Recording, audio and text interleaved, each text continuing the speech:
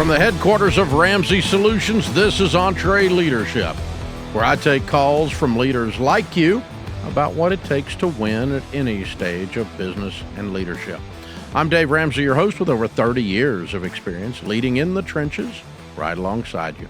If you got a question you want to ask on the show, fill out the form at EntreLeadership.com/ask or call us at 844-944-1070. That's 844-944-1070. I guess that makes us a podcast that's a lot like talk radio. You can call in on a podcast. How many places can you do that? We might be one of the few. So this is your opportunity, boys and girls. Don't forget it. 844-944-1070. Ashley is in Boston. Hey, Ashley, how are you?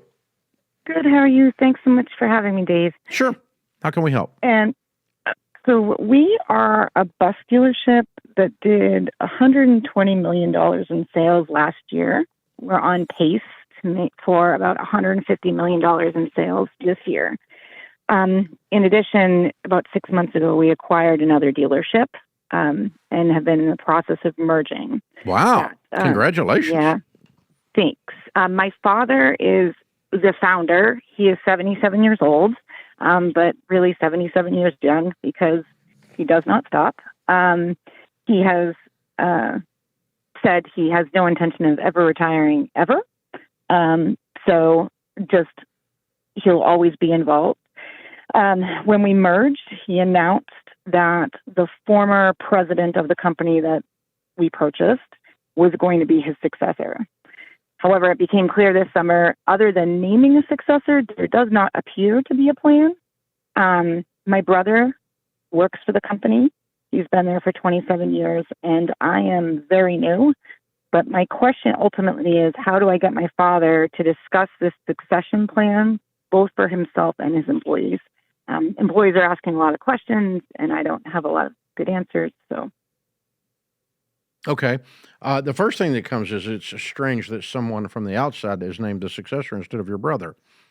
The way you posed the question, I immediately asked that question. Why? My brother is fantastic at operations, but it's just not the right role for him. Just he's not great at the people side of business in terms of internally. And so it was just believed that... So you mean operations meaning like logistics and getting the buses out, yes, but not operations like the COO, because to be the COO, you would have to be great at people. Yes. Okay. All right. And what do you do there? So I came in 5 months ago to be their HR director. So they had no person assigned to do HR. Yeah. How many people work there? Between the two dealerships, 55. Okay. All right. And your my brother dad asked me to come intends to do what with the business when he dies? Who will be inheriting it? We don't know. He won't tell us.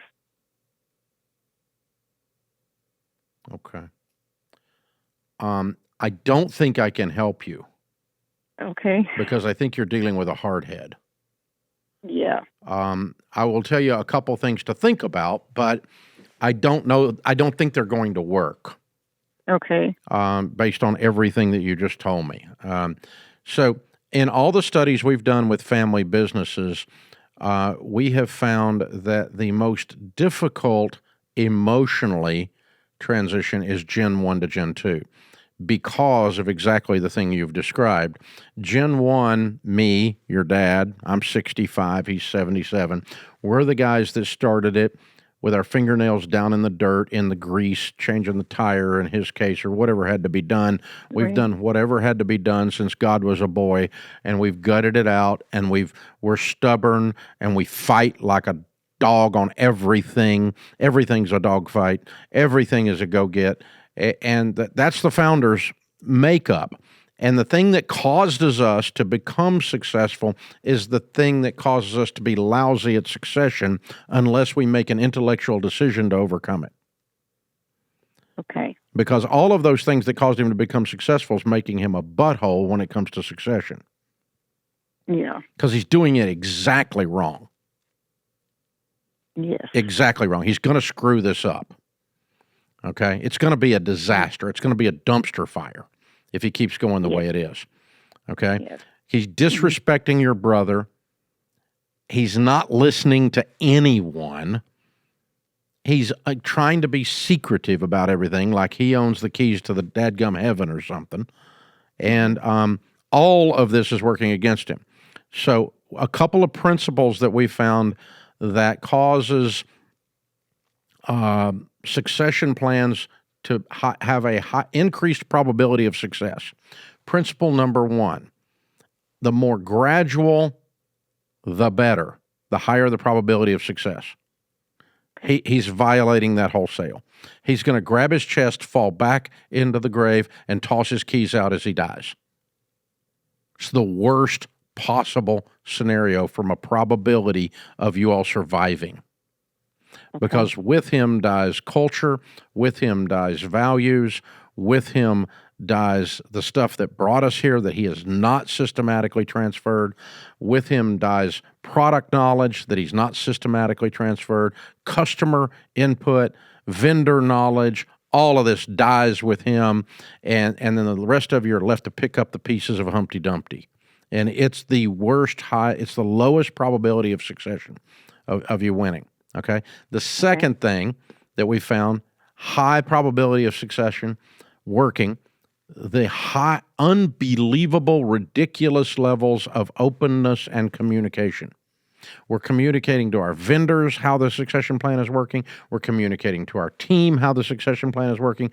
We're communicating to our customers how the succession plan is working. And we're communicating to our family how the succession plan is working. And then everyone, if they want to have some anxiety, can go ahead and have it right then. They may not like it, but this is at least what we're doing, and at least everyone knows. Because here's the problem. If no one knows, 100% of the time, they assume it's going to be worse than it actually is. People do not assume good things. They assume bad things. Right. When people don't know, and it's going to be hard to attract talent to work for this company, and it's going to be hard to keep talent at this company because they refuse to put up with this horrible leadership style. Yes. That is what we're facing, is they're concerned. They're going to leave the ship because they know it's going to sink. Yeah.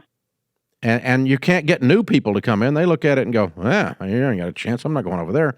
So high levels of communication, gradual is the next thing. And he's violating both of those wholesale. And it's just, it's a problem. So I don't know how to get this hard head to do it. I like him because I am him. I'm just like him. But there's parts of me that think like him. But this secrecy is going to damage the family. This control freaking is going to damage the probability of this thing being sustainable. Okay. Maybe if you could help me just frame, I know I want to, and I have been going to him and, with honor and pointing out this is impressive what you have done and what you've accomplished and all of that. Yeah. But Dad, all the data tells me it's going to die with you because no one knows what's going on. Right.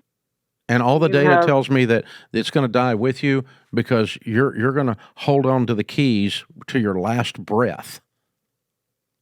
And Dad, I don't want that for you. You've worked your whole life to build a $150 million business from nothing, and it would be a real shame for this thing to burn down around us after you die. And all the data in family business, all the stuff I researched, Dad, says it's going to, because nobody knows what's going on and because you refuse to gradually do this. We don't think you need to leave. We love you. We honor you. We're glad you're here. But we do think you're going to have to turn loose of some stuff like knowledge of things in order for this place to survive after you're gone. That's common sense. Yeah. It's not because we're trying to take over and not because we're trying to shove the old man in the corner in a nursing home. That's not what we're doing. We're trying to increase the probability that this thing that you have worked so stinking hard to do and have done so well with, that it survives. It'd be a shame for all your hard work to go up in flames. And Dad, all the data says it's going to. Okay. You can't tap somebody on the shoulder with your little sword and make them King Arthur. It's not how it works. Okay. And I don't know. I mean, yeah, you're right. Approaching him with honor, but I think you got to go at him because I don't think he understands anything else. Yeah. I don't think he gets nuance. Yeah. No, Yeah. he does not. We have to, I don't. I mean, if you're going to talk to me, yeah. subtlety just comes off to me like passive aggressive. You just got to tell me. But you can Yeah. couch it, like you said, in honor and in dignity. It's like, hey, I love you. I'm your daughter. I'm here because I want to help. But Dad, I am really, really worried that your legacy, that all your hard work is it's going to be very hard to pull this off if you don't teach us how you want this done and open up your hand and be a little bit more open instead of so worried that somehow you're going to get fired. You ain't going to get fired. You own the place. Yeah. You're not going to lose your job if you tell people what's going on. As a matter of fact, Right. your job's going to get a lot sweeter and a lot nicer. And but having done it myself, it's very emotional, actually, when you actually face your own mortality and you say, oh, this isn't all about me. Who knew? I have to learn to be less important so that the thing I love, my family and my business, both survive.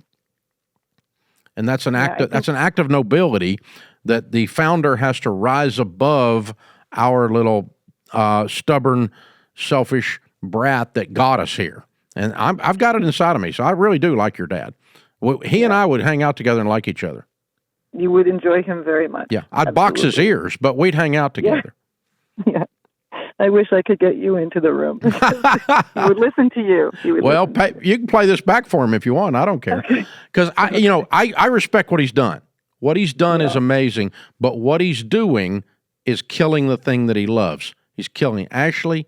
He's killing his son. He's going to kill the business if he doesn't turn loose of this information and systematically, as business acumen requires, begin to mentor the values and the culture that you want to be left behind into the succession plan and announce it to the world that this is what we're doing. And we've been doing it for 16 years. That's how long we've been working on this. And it's working too, by the way. It's absolutely working. Our succession plan is absolutely amazing. So real proud of our team, real proud of our family and how they're in a position to do this. And I'm real proud of myself of how I've worked myself out of a job. It's painful, y'all. It's just painful. Owning a business can be a heavy load. You want to serve your customers well, make a healthy profit, and grow. And your team, family, and customers are all counting on you. And now everybody's talking about AI like it's magic. And you're wondering how to keep up. You're carrying a lot, but you don't have to do it alone. That's where NetSuite comes in. Over 43,000 businesses, including Ramsey Solutions, use NetSuite to lighten the load by bringing all their numbers into one system. Accounting, inventory, CRM, payroll, the works, and now NetSuite's AI takes it further, automating busy work, flagging inventory issues, spotting cash flow problems in real time, and catching risks before they hit. So you're not just closing the books faster, you're making decisions confidently. And when your numbers are right, that takes a lot of pressure off your shoulders. And yeah, switching systems is a big move, but NetSuite's Suite Success process gets you up and running fast. Go to netsuite.com/Ramsey for a free product tour and to schedule a time with a NetSuite rep. That's netsuite.com/Ramsey. Your business can only grow as much as you do, and that's why you got to grab the free EntreLeadership reading guide.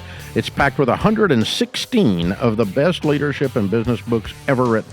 These are the books that shaped me into the leader I am today.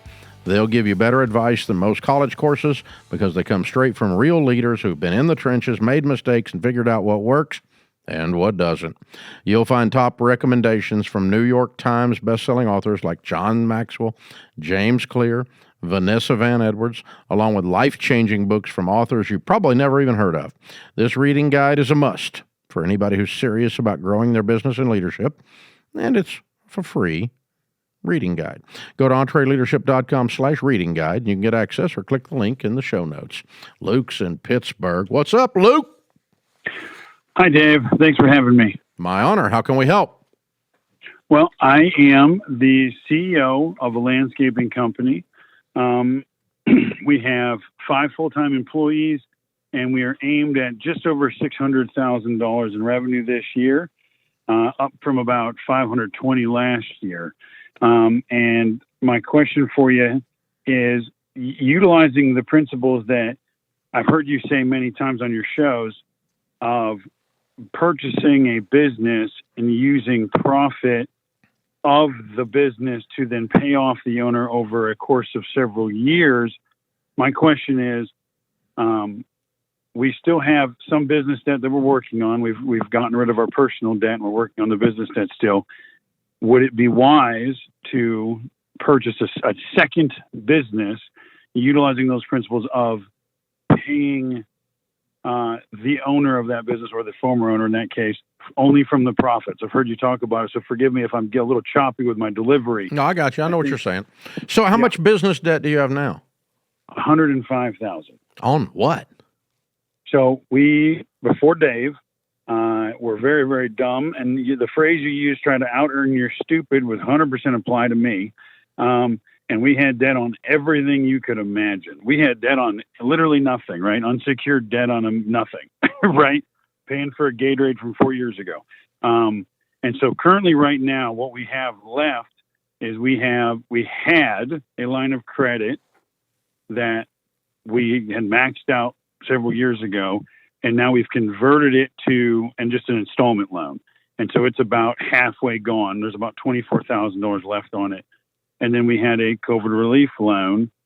Same conversation. It was $50,000. There's about half left, about $24,000 on it, coincidentally. And then around $50,000, a little over $50,000 left on the property that the business is on.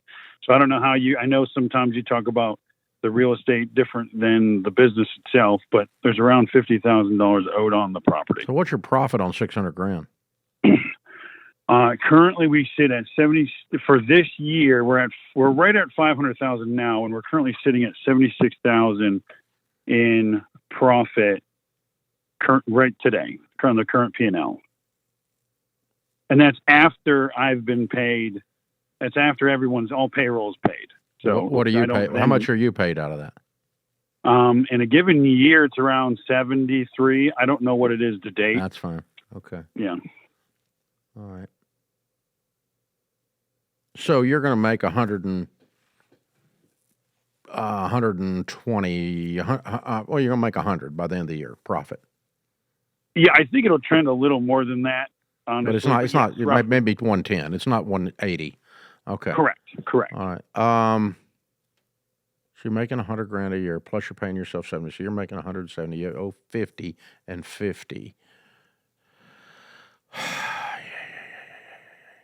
The problem is that if you take on this other business, even with the formula we use, the process that we use that you're talking about, it's going to take up more of your brain space. That was my concern. Yes, sir. And it's possible that could cause the current business to become less profitable because you're trying to spin more plates. That makes sense. That was my main concern. Will it to be a distraction? Yeah, exactly. So I'm curious, if you're buying a landscaping business, what do you get? Well, it would be a landscape supply business is the business in question. So I own the landscaping company, and so it would be able to sell hardscape materials. So like a nursery. You're like buying a nursery. Yeah, it's not a nursery, but yes, it's more of the hardscape supplies. It's like only the hardscape. You're not selling plants.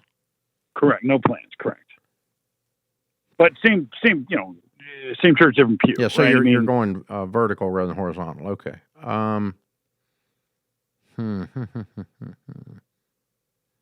And what are the numbers on the business? I'm just curious. Honestly, I didn't get anywhere near that far yet. This is more of is this a smart diversification? I didn't put a lot of brain power in it yet because I was worried it would be a waste of time. And so the question's a little bit more philosophical. Yeah, I got you. I'm okay with that. I'm just curious, just trying to figure out how all this works together. Okay, diversification, vertical or horizontal, is not a bad thing. Buying up competitors or buying up suppliers in this case is not a bad thing, so that you've got more control of your workflow. You make profit on both ends. You're controlling the sale of the hardscape, and you're controlling the purchase of the hardscape. So this is really great. All of that is positive. It is a new business. It's a business you've never been in. Correct. Because it's not the business you're in now. It's a completely different. You're dealing with both wholesale purchasers like yourself, and you're probably dealing with some direct-to-consumer purchases, right? Some retail. Yes, sir. Little Susie needs a rock for her front yard, and she wants to come by and buy it. Yeah. Okay. Correct. There's absolutely nothing wrong with the whole idea. I always answer the question, and the reason I'm just hedging around, I'm turning it over in my little brain. What would I do if I were in your shoes? Okay, I like the cleanliness of being debt-free so much that I have, throughout my 40-year career, 35-year career at Ramsey, I have curtailed our growth if it meant being in debt. Okay? In other words, I've not done things that required debt, and so we have grown slower, but more sure-footedly. The way that would apply to your situation is it would cause me to pay off the debts before I start buying businesses. Okay. And so I'm going to do that here because I want to be more sure-footed.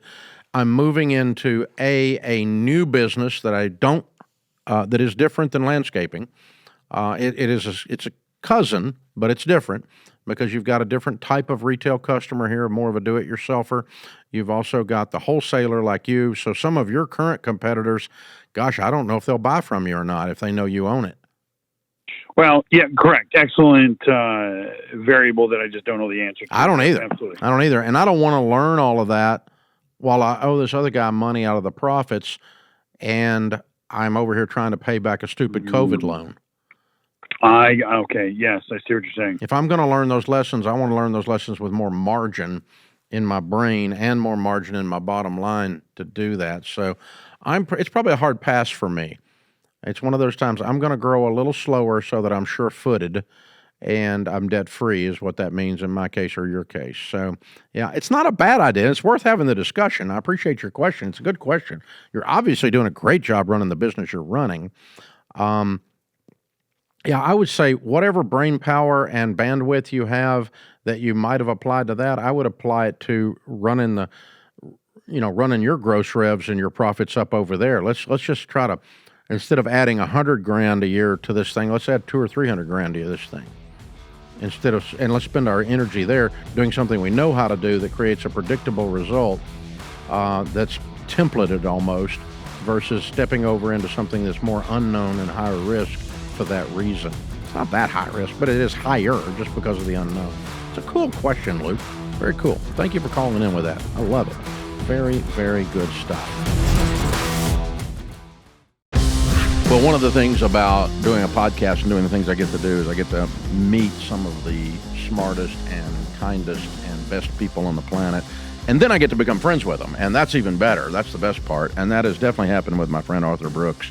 Harvard professor, best-selling author. A new book is called The Happiness Files, Insights on Work and Life. He'll be one of our speakers at EntreLeadership Summit coming up in May in Orlando.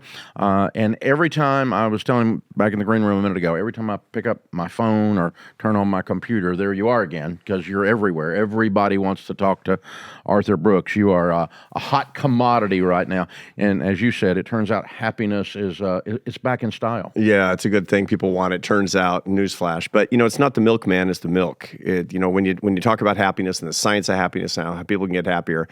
And by the way, you've done that too over the years. You've talked about the ways that people can get their lives in order such that they can actually find their happiness and not distracted by all the junk that makes it harder. And you've helped my family. Well, if you chase happiness in the wrong place, you'll catch it in the wrong place. And if you then it won't distract last. yourself. Then it doesn't stick. It's not real. Yeah. Well, not only that, but I've done all these studies about, for example, debt and saving of money. I mean, I was trained as an economist originally. The best way that you can actually become unhappier is to borrow money for consumption. The single best way that you can become unhappier right now with money is by running a credit card balance. Second best way is to have a car loan. I love it. I love it. Well, definitely part of the family for sure. You got it. You got it. And you've done so much for my family too. I told you before, my son has been a listener of yours for a long, long time. And when the times when he wasn't listening to his dad, sometimes he was listening to Dave Ramsey, and that's even we got better. the same haircut. Not quite as thin and fit, but got the same haircut. So it's right there. So a lot of people are watching this, or our business owners and leaders, our EntreLeaders out there, and they've got these direct reports. They oversee a whole team of people, sometimes too many people. Right. And you've said our most important employee is ourselves. I completely agree with that. Dealing with a guy in the mirror is like a full-time job. Talk about what you meant by that. We are, each of us, entrepreneurs. We are the founder and CEO of Ourselves Incorporated. And if we don't see ourselves as an enterprise, we don't see ourselves as a startup, then we're not going to have the adventure that our life should be. Now, the fortune that we're trying to accumulate is not green pieces of paper called dollars. It's love and happiness. But we should be willing and able to take prudent risk in search of a fortune and love and happiness. And how do you do that? What kind of risk do you take? By giving your heart away, by worshiping abundantly, by loving all the time. And if you're not taking care of yourself and you don't understand yourself and you're not a good human resource management manager on the inside, that stuff's not going to get done. If you love your team member and you're looking over them, you're concerned about their personal life, you're concerned about their growth patterns, you're concerned about their physical condition. And so, just extend that same thing right back at yourself. Absolutely. And that's your best investment you can make. It turns everything around. That's a good point. I love that. So maybe you guys out there don't know, but this guy has done more research. Arthur's done more research on happiness and the functions around it, the statistical analysis around it than anybody on the planet right now. He's a Harvard professor, as I mentioned earlier, and best-selling books, multiple, all on this subject, and speaks hundreds of times a year. When there's a lot of this out there connecting, and I think there's a lot of it has a 98% truth and ends up being toxic when it's done wrong. But this connection between happiness and work. Yeah. There's a thing of, follow your passion, Right. even if you have no talent. Right. That's a bad idea. That's not going to create happiness. It's going to create disappointment and embarrassment. And the kid on American Idol who can't sing, but his parents never told him. So there he goes out in front of the whole world and messes up, right? So you don't want that. So don't follow your passion. That's kind of thin and lame. But there is a real connection between just the ability to get something done. And, I remember as a kid just cutting the grass. Yeah.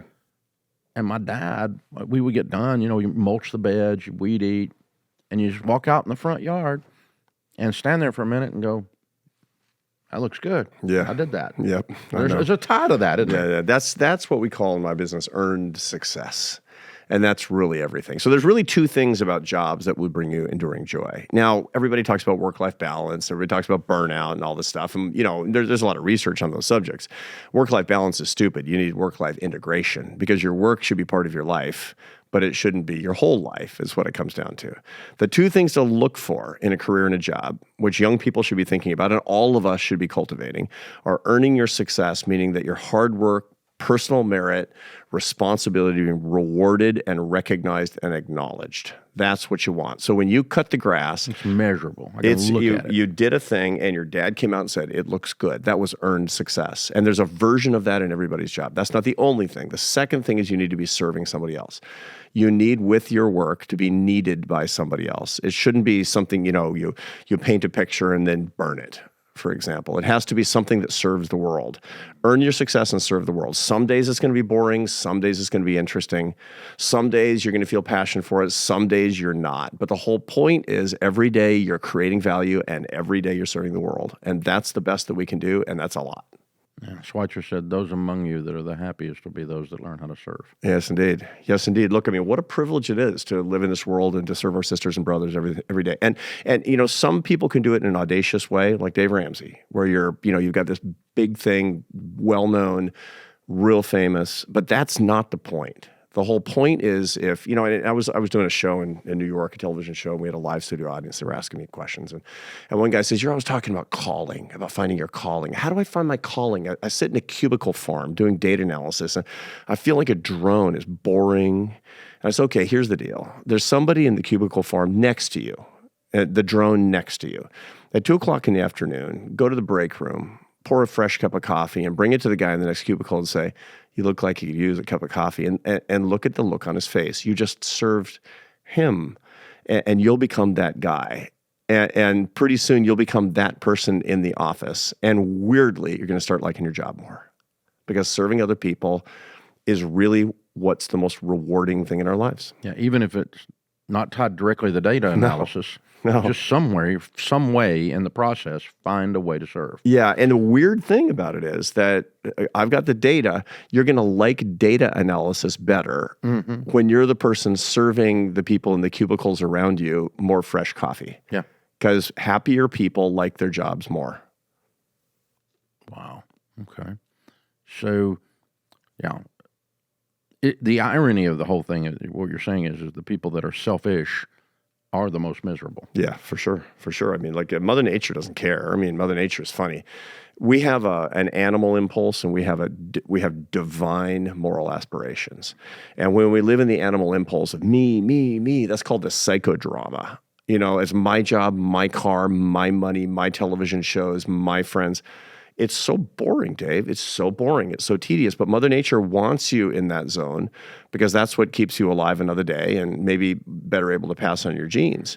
But you have a choice of getting into that divine space. And the way that you do that is by transcending the psychodrama by praying or through meditation, and certainly through serving other people. And the more that you get out of the me into the standing in awe of the world, standing in awe of the Creator, standing in service of other people, your life starts to change. Mm-hmm. When I've been talking to people about money over these years, I've been very careful to never send the message that money makes you happy, because it doesn't. Yeah. That's kind of shallow and ridiculous and those kinds of things. And yet we're teaching people every day to build wealth and to control this variable, because it impacts so many areas of our lives. But it literally does not make you happy. We always teach people, the more wealth you get, you become more of what you already are. That's correct. And if you're miserable and depressed, you're going to be really miserable and depressed with $2 million. If you're rich people who are miserable people become rich, miserable people. Exactly. And they're more effective at misery. They can do it They're with scale. excellent. Yeah, it's whatever it is, good or bad, it's inside of you. It's going to come out. Fame will make you more of who you are. Power will make you more of who you are, and wealth will make you more of who you are. Yeah, it's exactly right. And yet, I see this. And it makes common sense when I see it, but I don't like the spiritual message that it sends.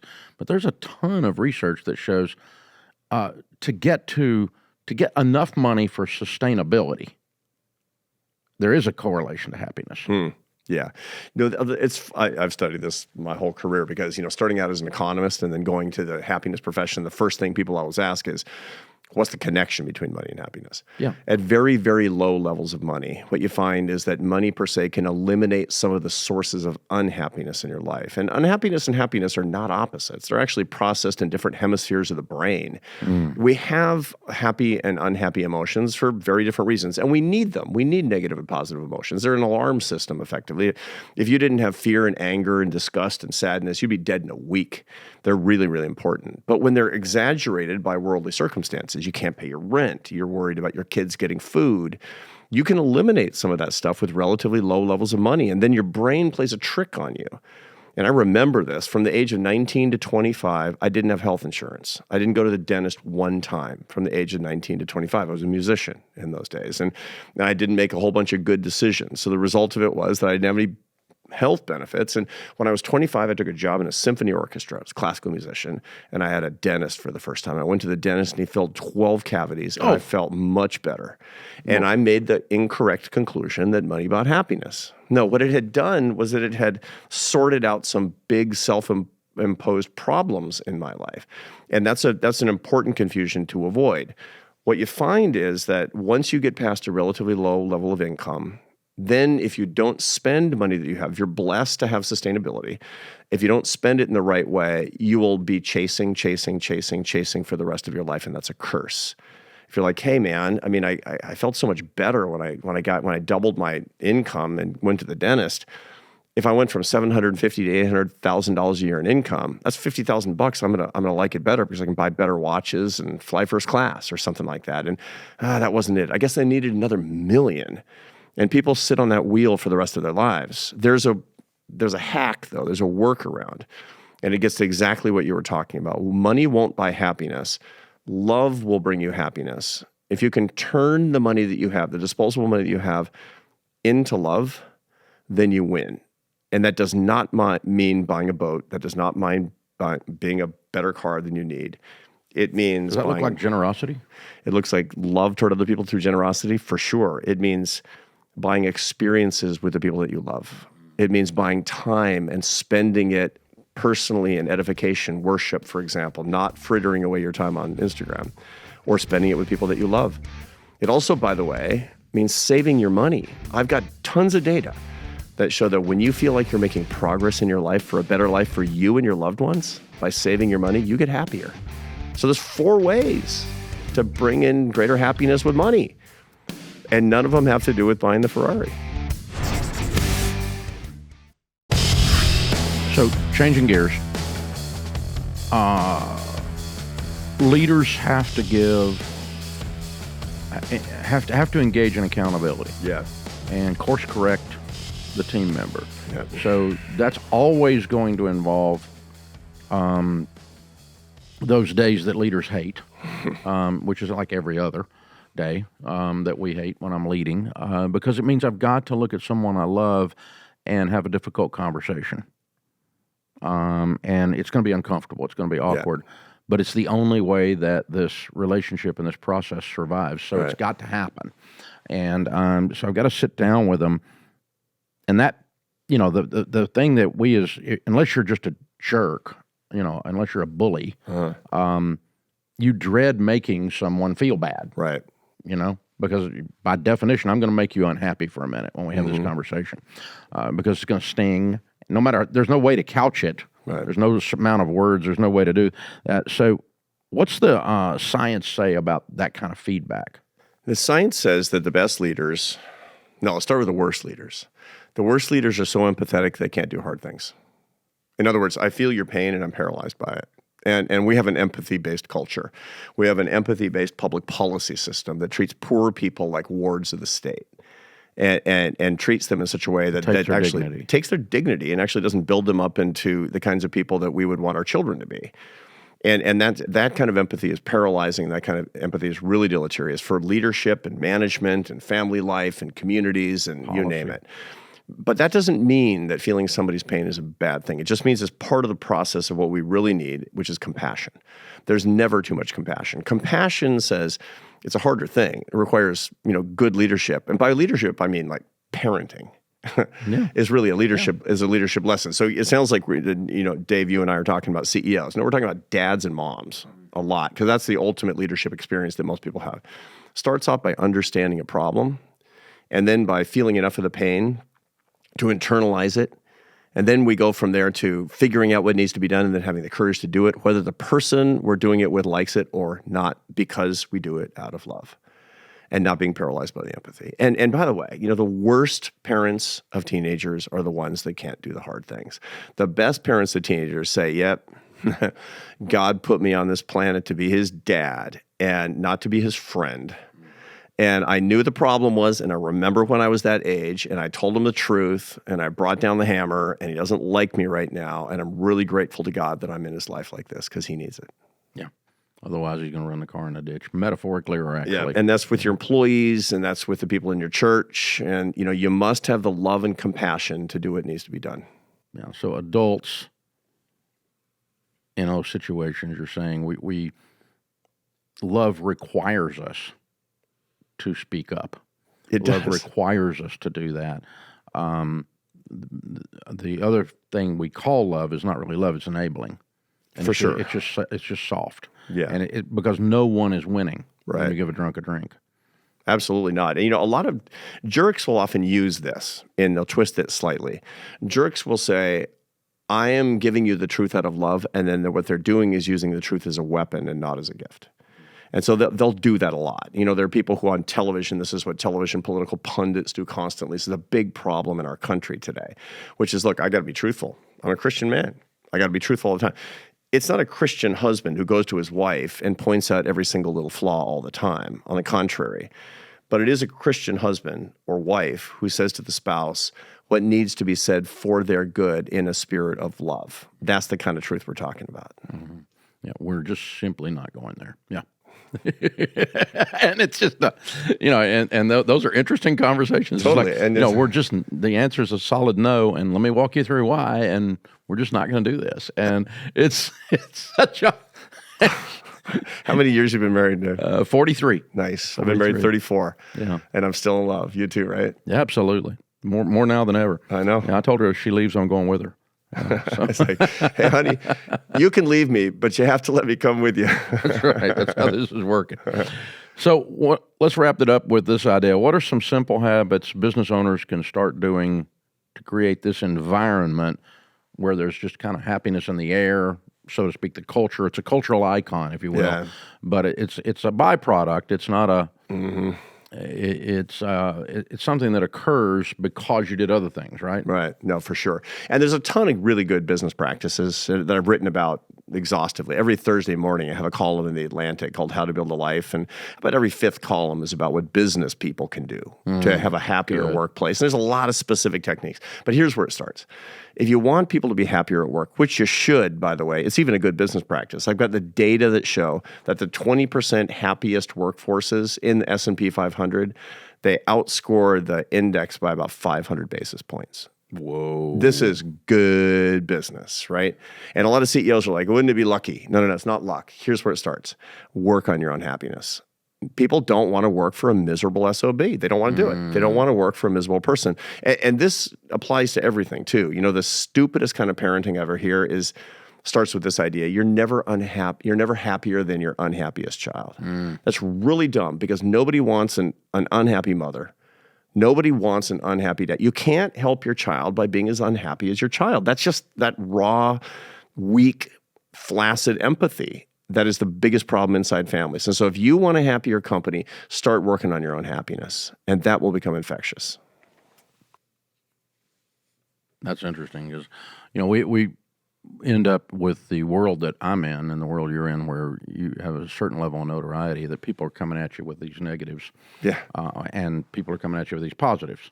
And, sometimes they're 45 seconds apart. I know. It literally is, it's crazy. And they're both extreme. I know. The extreme is like, you changed my life. No, you changed your life. I just showed you how. Yeah. And the other one is like, you're going to hell. You're the worst cult leader ever. And yeah, I know. It's just, and they're 45 seconds apart. It's very, very interesting. And so one guy the other day, one of my buddies, he said, Dave, how do you handle all the negativity, all the stuff that comes at you? And I'm like, dude, that's just the price of admission to get to be me, and I'll pay it. It's a good life. My life is awesome.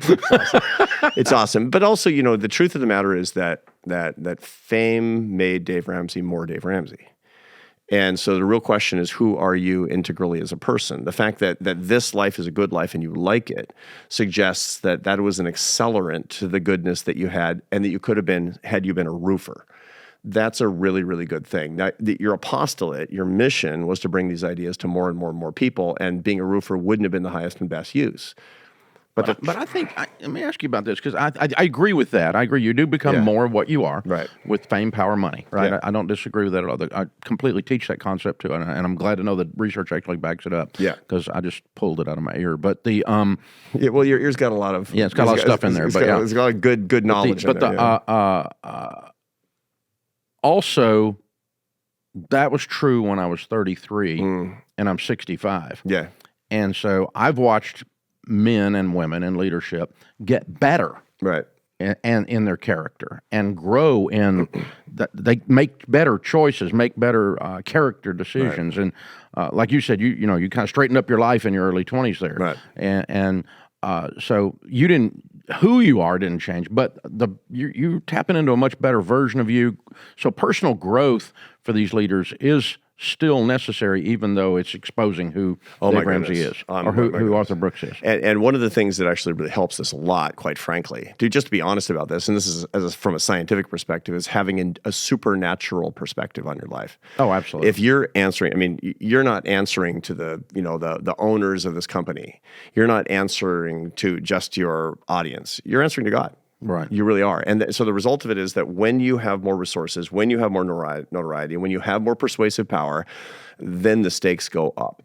And that means you need to be better, not worse. And a supernatural perspective on life is critically important. All the people who are your fans and who are gaining financial independence, thank God, and are doing really well in their jobs and are hiring people and their businesses are growing, you need to be better, not worse. Right. The stakes are going up, man. And that's a huge responsibility, by the way. And it truly is believing that you want to know the answer when you say, what would Jesus do? Yeah.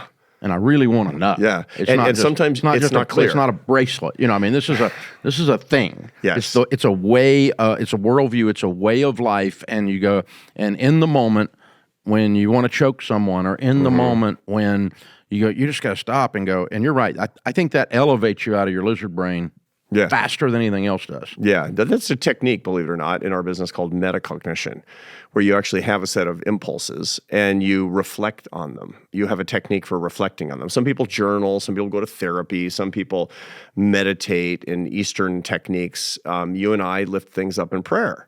That's metacognition. That moves the experience of your emotions into the prefrontal cortex of your brain, right behind your forehead, your executive centers. And there you can actually make the decisions that you want to make and be the person that you want to be. That's critical thinking skills exist there. They do not exist deep in the lizard brain and the emotions. The limbic system is not good at making the smart decisions. It'll get you out of traffic, but that's about it. Yeah, it'll keep you. Yeah, you'll jump out of the way of the oncoming car. That's what I mean. Yeah, exactly right. The oncoming car, you're not going to get hit. Yeah. The Happiness Files, Insights on Work and Life, Arthur Brooks.